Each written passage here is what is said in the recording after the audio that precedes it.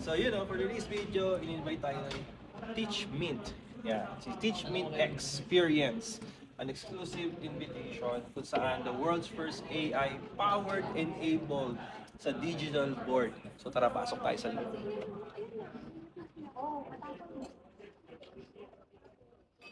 So yan, dito makikita natin ito yung mga digital board. Number 1 and then the number 2. Ayan, so nakikita nyo na first hand experience natin kung anong meron kay digital board. The first world AI enabled. Pero hindi lang basta AI. Hindi siya ChatGPT, hindi siya Gemini. Isa siyang for educational purposes.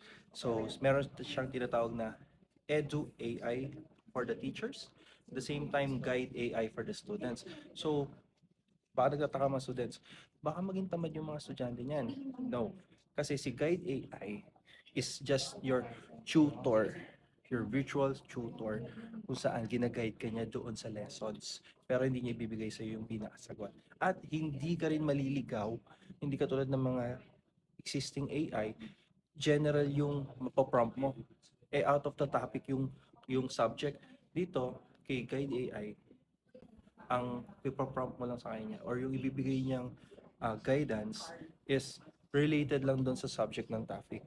While sa teacher side naman, yung enabled AI naman nila, yung Edu AI, is more naman sa pagtulong gumawa ng lessons plans, presentations, examinations, and so on, so on. So, technically speaking, pinapadali ang pagtuturo. Naliles na yung mga pahirapan na gagawa ka pa ng attendance sheet, gagawa ka pa ng exam, gagawa ka pa ng presentation, and so on, so on. Dito, kay Digiboard, kay Teach Mint, is pinadali na niya yun sa mga teachers. So, teachers, admin, actually sa admin part pa nga dito, is namomonitor din ng administration lahat ng classroom kung anong nangyayari.